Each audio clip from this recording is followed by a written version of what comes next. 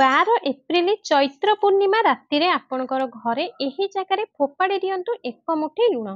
ଆପଣଙ୍କ ଜୀବନରେ ପ୍ରତ୍ୟେକ କଷ୍ଟରୁ ତୁରନ୍ତ ମିଳିଯିବ ଆପଣଙ୍କୁ ମୁକ୍ତି। ଆପଣଙ୍କ ଜୀବନରେ ହେବ ଧନର ବର୍ଷା। ପୁରା ଖୁସିରେ ଭରିଯିବ ଆପଣଙ୍କର ପୁରା ପରିବାର। ଆପଣ ବନିଯିବେ କରୋଡ଼ପତି। କାରଣ ଏକ ବର୍ଷରେ ଯେଉଁ 12ଟି ପୂର୍ଣ୍ଣିମା ତିଥି ପଡ଼ିଥାଏ ସେହି 12ଟି ପୂର୍ଣ୍ଣିମା ଭିତରୁ ସବୁଠୁ ବଡ଼ ଓ ସବୁଠୁ ଖାସ୍ ପୂର୍ଣ୍ଣିମା ତିଥି ହେଉଛି ଚୈତ୍ର ପୂର୍ଣ୍ଣିମା ତିଥି। ଏଥିପାଇଁ ଦର୍ଶକ ବନ୍ଧୁ ଏହି ଦିନର ମହତ୍ତ୍ୱ ବହୁତ ହିଁ ଅଧିକା ହୋଇଥାଏ। ଆଉ ଏହି ଦିନ ଆପଣଙ୍କୁ କେବଳ ଏକ ମୁଠି ଲୁଣ ବାଲା ଉପାୟକୁ କରିବାକୁ ପଡ଼ିବ।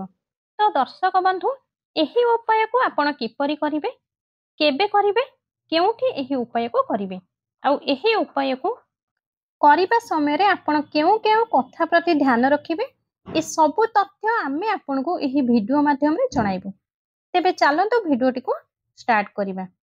ଦେଖନ୍ତୁ, ଏହି ଚୈତ୍ର ପୂର୍ଣ୍ଣିମା ଦିନଟି ଏତେ ଖାସ୍ ହୋଇଥାଏ, ଏତେ ମହତ୍ତ୍ୱପୂର୍ଣ୍ଣ ହୋଇଥାଏ ଯେ ବେଳେ ବେଳେ ବଡ଼ ବଡ଼ ପୂଜାପାଠ ଅନୁଷ୍ଠାନରେ ଯେଉଁ ମନସ୍କାମନା ପୂର୍ଣ୍ଣ ହୋଇପାରି ନଥାଏ ତାହା 12 ଏପ୍ରିଲ 2025 ଚୈତ୍ର ପୂର୍ଣ୍ଣିମା ଦିନ ଗୋଟିଏ ଛୋଟିଆ ଉପାୟ କରିବା ଦ୍ୱାରା ହିଁ ଆପଣଙ୍କର ସବୁ ମନସ୍କାମନା ପୁରା ହୋଇଯିବ।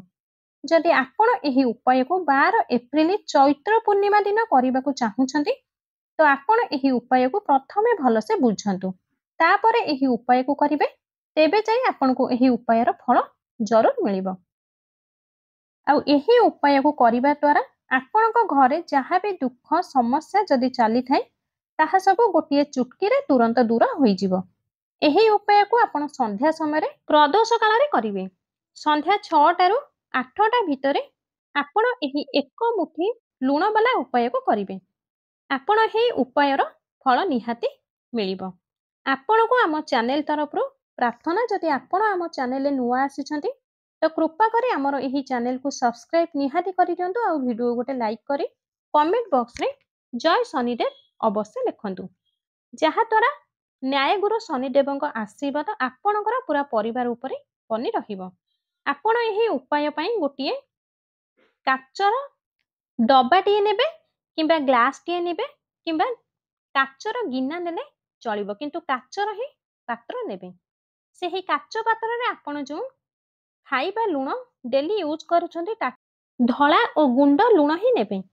ସେହି କାଚ ପାତ୍ରରେ ଲୁଣ ଭରିକି ଆପଣଙ୍କର ଘରର କୌଣସି ଗୋଟିଏ କୋଠରୀରେ କୋଣରେ ରଖିଦେବେ।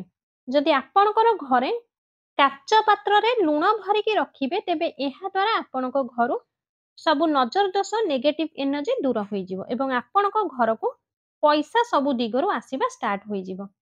ଏବେ ଆସନ୍ତୁ ଜାଣିବା ଗୋଟିଏ ମୁଠି ଲୁଣ ଆପଣ କେଉଁ ଜାଗାରେ ରଖିବେ। ଏଥିପାଇଁ ଆପଣ ଧଳା ରଙ୍ଗର ଲୁଣ ନେବେ, ଏହା ସହ ହରଡ଼ ଡାଲି 7ଟି ଦାନା ନେବେ। ଆପଣଙ୍କର ହାତକୁ ପୁରା ସିଧା ରଖିବେ, କହୁଣି ଭାଙ୍ଗିବେ ନାହିଁ। ଆପଣଙ୍କର ହାତ ପାପୁଲିରେ ଏହି ଲୁଣକୁ ରଖିବେ, ତା ଉପରେ 7ଟି ହରଡ଼ ଡାଲି ଦାନା ରଖିବେ। ତାପରେ ସେହି ଲୁଣ ଓ ଡାଲିକୁ ଆପଣ ଦେଖିବେ ଏବଂ ଏହି ମନ୍ତ୍ରକୁ 7 ଥର ଜପ କରିବେ। ଆଉ ମନ୍ତ୍ରଟି ହେଉଛି ଓମ୍ ବୁଦ୍ଧି ବିନାଶାୟ ନମଃ। ଏହି ମନ୍ତ୍ରକୁ 7 ଥର ଜପ କରି ସାରିବା ପରେ ସେହି ଲୁଣ ଓ ଡାଲିକୁ କୌଣସି ଏକ ଗଛର ମୂଳରେ ପକାଇ ଦେବେ। ଏହା କରିବା ଦ୍ୱାରା ବୁଧ ଆପଣଙ୍କ ଉପରେ ସର୍ବଦା ପ୍ରସନ୍ନ ରହିବେ। ଆଉ ବୁଧ ଗ୍ରହ ଯେବେ ପ୍ରସନ୍ନ ରହିଥାନ୍ତି ଆପଣଙ୍କୁ ସବୁ କାର୍ଯ୍ୟରେ ସଫଳ ମିଳିବ ଏବଂ ଆପଣଙ୍କର ଶତ୍ରୁ ଆପଣଙ୍କର କିଛି ବି କ୍ଷତି କରିପାରିବ ନାହିଁ। କାହିଁକି ନା ବୁଧ ଓ ଶନି ଏ ଦୁହିଁ ଜଣ ବହୁତ ଘନିଷ୍ଠ ବନ୍ଧୁ ଅଟନ୍ତି। ଆଉ ଏହି ଉପାୟରେ ଆପଣ ଲୁଣ ନେଲେ ଏବଂ ହରଡ଼ ଡାଲି ବି ନେଲେ, ଏଥିପାଇଁ ଶନିଦେବ ବି ଆପଣଙ୍କ ଉପରେ ପ୍ରସନ୍ନ ହୋଇଯିବେ। ତ ବହୁତ ଉତ୍ତମ ଉପାୟଟିଏ। ଚୈତ୍ର ପୂର୍ଣ୍ଣିମା ରାତିରେ ଶୋଇବା ପୂର୍ବରୁ ଏହି ଉପାୟକୁ ଆପଣ ଜରୁର କରନ୍ତୁ। ଏବେ ଆସନ୍ତୁ ଆଉ ଗୋଟିଏ ଚମତ୍କାରୀ ଉପାୟଟି ଜାଣିବା। ଆପଣ ଗୋଟିଏ ଚୁଟକି ଲୁଣ ନେଇ ଆପଣଙ୍କର ସ୍ନାନ କରିବା ଜଳରେ ପକାଇ ଚୈତ୍ର ପୂର୍ଣ୍ଣିମା ଦିନ ସ୍ନାନ କରିବେ। ଯେଉଁ ବ୍ୟକ୍ତି ଜଳରେ ଲୁଣ ପକାଇ ଚୈତ୍ର ପୂର୍ଣ୍ଣିମା ଦିନ ସ୍ନାନ କରିଥାନ୍ତି ତାଙ୍କ ଭାଗ୍ୟ ଏତେ ମଜବୁତ ହୋଇଯିବ ତ ସେହି ବ୍ୟକ୍ତି ଯେଉଁ କାର୍ଯ୍ୟ କରିଥାନ୍ତି ସେହି କାର୍ଯ୍ୟରେ ତାଙ୍କୁ ସଫଳତା ମିଳିଥାଏ। ଚୈତ୍ର ପୂର୍ଣ୍ଣିମା ଦିନ ତୁଳସୀରେ ବାନ୍ଧିଦେବେ ଏହି ଗୋଟିଏ ଗୁପ୍ତ ଜିନିଷ। ମାତା ଲକ୍ଷ୍ମୀଙ୍କର ଆଶୀର୍ବାଦରୁ ପୁରା ବର୍ଷ ଆପଣଙ୍କର ଉତ୍ତମ ହେବ, ଧନର ବର୍ଷା ହେବ, ଆପଣଙ୍କର ପ୍ରତ୍ୟେକ ମନସ୍କାମନା ପୂର୍ଣ୍ଣ ହୋଇଯିବ ଏବଂ ପୁରା ଖୁସିରେ ଭରିଯିବ ଆପଣଙ୍କର ଘର। ଏମିତିରେ ଲକ୍ଷ୍ମୀ ଯୋଗ, ଧନ ଯୋଗ, ଶକ୍ତି ଯୋଗ, ଶିବ ଯୋଗ ବନିବାକୁ ଯାଉଛି। ଆଉ ଏହି ସବୁ ଶୁଭ ସଂଯୋଗରେ ପୁରା 144 ବର୍ଷରେ ଏହି ଶୁଭ ସଂଯୋଗ ଆସିଅଛି। ମହାଲକ୍ଷ୍ମୀ ଯୋଗ ଓ କୁବେର ଯୋଗ ଏକା ସାଙ୍ଗରେ ପଡ଼ିବାକୁ ଯାଉଛି। ତ ଏହି ବର୍ଷଟି ପୁରା ମାତା ଲକ୍ଷ୍ମୀଙ୍କର ନିୟନ୍ତ୍ରଣରେ ରହିବ। ଯଦି ଆପଣ ଏହି ଚୈତ୍ର ପୂର୍ଣ୍ଣିମା ଦିନ ତନ୍ତ୍ରଶାସ୍ତ୍ର ଅନୁସାରେ ଘରର ତୁଳସୀରେ ଏହି ଗୋଟିଏ ଗୁପ୍ତ ଜିନିଷଟି ଠିକ୍ ମୁହୂର୍ତ୍ତରେ ପୁରା ବିଧିବିଧାନ ସହ ବାନ୍ଧିଦେବେ, ତ ମାତା ଲକ୍ଷ୍ମୀଙ୍କର ବରଦାନ ସେହି ଅସୀମ ଆଶୀର୍ବାଦ ଆପଣଙ୍କୁ ମିଳିଯିବ, ଯାହାପରେ ଆପଣଙ୍କର ପୁରା ଜନ୍ମ ଜନ୍ମାନ୍ତର ଗରିବୀ, ଦୁଃଖ କଷ୍ଟ ସବୁ ସମସ୍ୟା ତୁରନ୍ତ ଦୂର ହୋଇଯିବ, ନଷ୍ଟ ହୋଇଯିବ। ଏହି ଛୋଟିଏ ଉପାୟ ଆପଣ କରିସାରିବା ପରେ ମାତା ଲକ୍ଷ୍ମୀଙ୍କର ଏପରି ଆଶୀର୍ବାଦ କୃପା ଆପଣଙ୍କୁ ମିଳିବ, ଯାହାପରେ ପୁରା ବର୍ଷ ଆପଣଙ୍କ ଉପରେ ଧନର ବର୍ଷା ହେବ। ତ ଉପାୟଟି ପାଇଁ ଆପଣ ଏହି ଭିଡ଼ିଓକୁ ଗୋଟେ ଲାଇକ୍ ଜରୁର କରିଦିଅନ୍ତୁ। ଚ୍ୟାନେଲକୁ ସବସ୍କ୍ରାଇବ କରି କମେଣ୍ଟ ବକ୍ସରେ ଜୟ ମାତା ତୁଳସୀ, ଜୟ ମାତା ଲକ୍ଷ୍ମୀ ଅବଶ୍ୟ ଲେଖିଦିଅନ୍ତୁ। ମାତା ତୁଳସୀଙ୍କ ପାଇଁ ଲାଇକ୍ଟିଏ ନିହାତି କରନ୍ତୁ। ଓ ମାତା ତୁଳସୀ ଓ ମାତା ଲକ୍ଷ୍ମୀଙ୍କର କୃପା ସदैବ ଆପଣଙ୍କର ପରିବାର ଉପରେ ବନି ରହିବ। ଚୈତ୍ର ପୂର୍ଣ୍ଣିମା ଦିନ ଆପଣ ଗୋଟିଏ ଲାଲ ମୌଲି ଧାଗା ନେବେ। ସେହି ମୌଲି ଧାଗାରେ ଆପଣ 5ଟି ହଳଦୀ ଖଣ୍ଡ ବାନ୍ଧିଦେବେ ଏବଂ ଆପଣଙ୍କର ମନସ୍କାମନା କହି ତୁଳସୀ ଗଛରେ ସେହି ହଳଦୀକୁ ବାନ୍ଧିଦେବେ ଏବଂ ଆପଣଙ୍କର ଯାହା ବି ମନସ୍କାମନା ଅଛି ଜରୁର କହିଦେବେ। ଯାହା ବି ମନସ୍କାମନା ଅଛି, ଚାକିରି ପାଇଁ ହେଉ, ବିଜନେସ୍ ପାଇଁ ହେଉ, ଆପଣଙ୍କର ସନ୍ତାନ ପାଇଁ ହେଉ ବା ବିବାହ ପାଇଁ ହେଉ, ଯାହା ବି ଆପଣଙ୍କର ୱିଶ୍ ଥାଏ, ଏହି ମୌଲି ଧାଗା ହଳଦୀ ଖଣ୍ଡ ବାନ୍ଧି ତୁଳସୀରେ ଥରେ ବାନ୍ଧିକି ଆପଣ ଦେଖନ୍ତୁ ରାତାରାତି କିପରି ଆପଣଙ୍କର ଚମତ୍କାର ଦେଖିବାକୁ ପାଇବେ। ରାତାରାତି କରୋଡ଼ପତି ଆପଣ ବନିଯିବେ। ପ୍ରତ୍ୟେକ ମନସ୍କାମନା ପୁରା ହୋଇଯିବ ଏବଂ 1 ମାସ ଭିତରେ ହିଁ ଆପଣଙ୍କର ସବୁ ଇଚ୍ଛା ପୁରା ହେବ। ଯଦି ଲାଲ ମୌଲି ଧାଗା ନାହିଁ, ତେବେ ଆପଣ ଲାଲ ରଙ୍ଗର ଚୁନରି ବି ବାନ୍ଧି ପାରିବେ। ଏବେ ଆସନ୍ତୁ 12 ଏପ୍ରିଲ ଚୈତ୍ର ମାସର ଚୈତ୍ର ପୂର୍ଣ୍ଣିମା ଦିନ ଗୋଟିଏ 1 ଟଙ୍କିଆ କଏନ୍ ଆପଣଙ୍କର ଘରର କେଉଁ ଜାଗାରେ ରଖିବେ, ଯାହା ଫଳରେ ମାତା ଲକ୍ଷ୍ମୀଙ୍କର ଆଶୀର୍ବାଦରୁ ଆପଣଙ୍କ ଜୀବନରେ ହେବ ଧନର ବର୍ଷା। ଆପଣ କରୋଡ଼ପତି ବନିଯିବେ, ପୁରା ଖୁସିରେ ଭରିଯିବ ଆପଣଙ୍କର ଘର। ଆପଣଙ୍କର ପ୍ରତ୍ୟେକ ମନସ୍କାମନା ପୁରା ହୋଇଯିବ। ଏତେ ପଇସା ଆସିବ ଯେ ସମ୍ଭାଳି ପାରିବେ ନାହିଁ। ଏହି ଦିନର ବହୁତ ବଡ଼ ମହତ୍ତ୍ୱ ହୋଇଥାଏ। ଆଉ ଏହି ଦିନ ଆପଣମାନେ ନିହାତି ଏହି 1 ଟଙ୍କିଆ କଏନ୍ ବାଲା ଉପାୟଟିକୁ କରିବା ଦରକାର।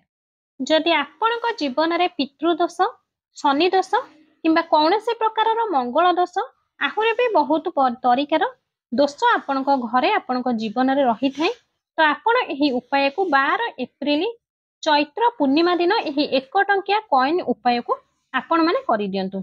ଏହି ଉପାୟକୁ ଆପଣ କେଉଁ ସମୟରେ କରିବେ ନା 12 ଏପ୍ରିଲ 2025 ଶନିବାର ଚୈତ୍ର ପୂର୍ଣ୍ଣିମା ଦିନ ଏହି 1 ଟଙ୍କିଆ କଏନ୍ ବାଲା ଉପାୟଟିକୁ ସକାଳ ସମୟରେ ପ୍ରାତଃ କାଳରେ ଏହି ଉପାୟକୁ ଚେଷ୍ଟା କରନ୍ତୁ କରିବା ପାଇଁ। ଯଦି ବି କୌଣସି କାରଣରୁ ଏହି ଉପାୟକୁ ସକାଳେ ଆପଣମାନେ କରିପାରିଲେ ନାହିଁ, ତ ଏହି ଉପାୟକୁ ଆପଣ ସନ୍ଧ୍ୟା ସମୟରେ କରିପାରିବେ। ଏହି ଉପାୟକୁ ଆପଣ ସନ୍ଧ୍ୟା 6ଟାରୁ 8ଟା ଭିତରେ ହିଁ କରିପାରିବେ। ଆପଣ ଯଦି ଏପର୍ଯ୍ୟନ୍ତ ଆମ ଚ୍ୟାନେଲକୁ ସବସ୍କ୍ରାଇବ କରିନାହାନ୍ତି, ତେବେ କୃପା କରି ଆମର ଏହି ଚ୍ୟାନେଲକୁ ସବସ୍କ୍ରାଇବ କରିଦିଅନ୍ତୁ। ଭିଡ଼ିଓ ଗୋଟେ ଲାଇକ୍ କରି କମେଣ୍ଟ ବକ୍ସରେ ଓମ୍ ନମଃ ଶିବାୟ ହର ହର ମହାଦେବ ଜରୁର ଲେଖିଦିଅନ୍ତୁ। ଯଦି ଆପଣ ଏହି 1 ଟଙ୍କିଆ କଏନ୍ ଆପଣଙ୍କର ଘରର ଏହି ଜାଗାରେ ରଖିଦେବେ, ତ ଧନ ଦୌଲତ ସମ୍ଭାଳି ପାରିବେ ନାହିଁ।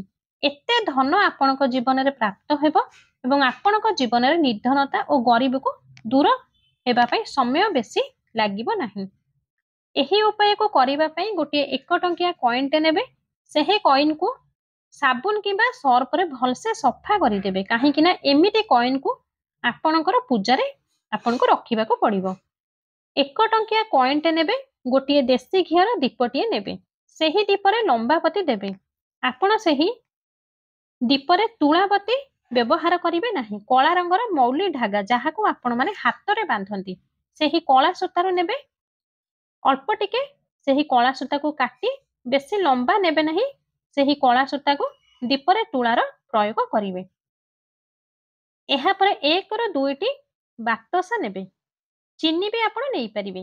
ଏହାପରେ ଆପଣଙ୍କର ପୂଜା ଘରେ ବସିଯିବେ। ଦୀପକୁ ପ୍ରଥମେ ମାତା ଲକ୍ଷ୍ମୀଙ୍କ ଫଟୋ ସାମ୍ନାରେ ଲଗାଇଦେବେ। ତାପରେ ଚିନି କିମ୍ବା ବାକ୍ତସା ଯାହା ନେଇଥିଲେ ତାହାକୁ ମାତା ଲକ୍ଷ୍ମୀଙ୍କ ପାଖରେ ଭୋଗ ଲଗାଇ ଦେବେ। ତାପରେ ସେହି 1 ଟଙ୍କିଆ କଏନ୍ଟିକୁ ମାତା ଲକ୍ଷ୍ମୀଙ୍କ ମୂର୍ତ୍ତି ବା ଫଟୋ ପାଖରେ ରଖିଦେବେ। ଆଉ ଏହା କହିବେ କି ହେ ମାତା ଲକ୍ଷ୍ମୀ, ମୋ ଜୀବନରେ ନିର୍ଧନତା ଗରିବକୁ ଦୂର କରିଦିଅନ୍ତୁ ଏବଂ ତୁମର କୃପା ମୋ ଉପରେ ବନାଇ ରଖ। ମୁଁ ତୁମକୁ ପ୍ରାର୍ଥନା କରୁଛି, ତୁମେ ମୋ ଘରକୁ ଧନରେ ବଢାଇ ଦିଅ, ମୋ ଘରେ ଧନର ବୃଦ୍ଧି କର। ମୋ ଜୀବନରେ ନିର୍ଧନତାକୁ ଦୂର କରି ଶ୍ରୀହରି ବିଷ୍ଣୁଙ୍କ ସହିତ ମୋ ଘରେ ଆସି ବାସ କର। ବାସ୍ ଏତିକି ପ୍ରାର୍ଥନା କରିସାରିବା ପରେ ଯେଉଁ 1 ଟଙ୍କିଆ କଏନ୍ ଆପଣ ମାତା ଲକ୍ଷ୍ମୀଙ୍କ ପାଖରେ ରଖିଥିଲେ ସେମିତି ହିଁ ରହିବାକୁ ଦେବେ ପୁରା ରାତି ସାରା।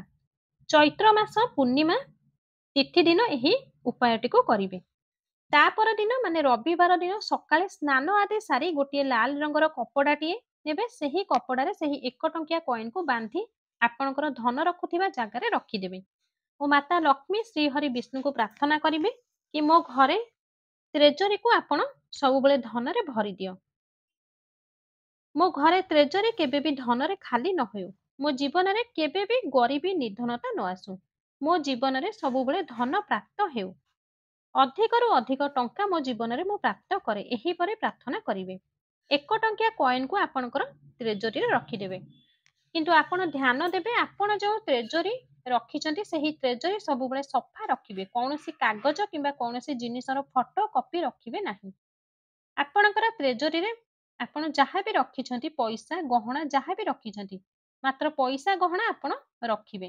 ଅଲଗା ଜିନିଷ ଆପଣ କିଛି ବି ରଖିବେ ନାହିଁ। ତ ଏହିପରି ଏହି 1 ଟଙ୍କିଆ କଏନ୍କୁ ଆପଣ ସବୁବେଳ ପାଇଁ ଆପଣଙ୍କ ତ୍ରେଜରୀରେ ରଖିଦେବେ। ଆପଣ ଯେବେଠାରୁ ଏହି ଉପାୟକୁ କରିବେ ଆପଣଙ୍କ ଜୀବନରେ ନିର୍ଧନତା ଗରିବୀ ଆପଣଙ୍କ ଜୀବନରୁ ଦୂର ହେବାକୁ ଲାଗିବ। ମାତା ଲକ୍ଷ୍ମୀଙ୍କର ଆଶୀର୍ବାଦ ଆପଣଙ୍କୁ ମିଳିବ। ଶ୍ରୀହରି ବିଷ୍ଣୁଙ୍କର ଆଶୀର୍ବାଦ ଆପଣଙ୍କୁ ମିଳିବ। ତ ଆଶା କରୁଛି ଆଜିର ଭିଡ଼ିଓଟି ନିହାତି ଭାବରେ ଆପଣଙ୍କୁ ପସନ୍ଦ ଆସିଥିବ। ଯଦି ଭିଡ଼ିଓଟି ଆପଣଙ୍କୁ ପସନ୍ଦ ଆସିଥାଏ ତେବେ ଭିଡ଼ିଓଟି ଗୋଟେ ଲାଇକ୍ କରି ଭିଡ଼ିଓଟିକୁ ଅଧିକରୁ ଅଧିକ ମାତ୍ରାରେ ସେୟାର କରନ୍ତୁ, ଯାହାଫଳରେ ଅନ୍ୟମାନେ ମଧ୍ୟ ଏହି ଉପାୟର ଫାଇଦା ଉଠାଇ ପାରିବେ। ଆମ ଚ୍ୟାନେଲରେ ଯଦି ଆପଣମାନେ ନୂଆ ଅଛନ୍ତି, ଏ ପର୍ଯ୍ୟନ୍ତ ଚ୍ୟାନେଲକୁ ସବସ୍କ୍ରାଇବ୍ କରିନାହାନ୍ତି, ତାହେଲେ ଏବେ ହିଁ ଆମର ଏହି ଚ୍ୟାନେଲକୁ ସବସ୍କ୍ରାଇବ୍ କରି ପାଖରେ ଥିବା ବେଲ୍ ଆଇକନଟିକୁ ଦବାଇ ଦିଅନ୍ତୁ।